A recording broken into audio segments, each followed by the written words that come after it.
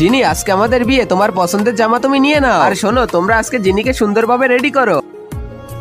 এরপরে তো ওরা আমাকে অনেক সুন্দর করে রেডি করে দেয়, আর আমি প্রিন্সের সাথে নিচে আসি। আজকে আমার আর জিনির বিয়ে, তাই তো তোমাদের সবাইকে আমন্ত্রণ জানানো হয়েছে। প্রিন্স কখন চলে যাবে, আমি তো এটারই অপেক্ষায় রয়েছি।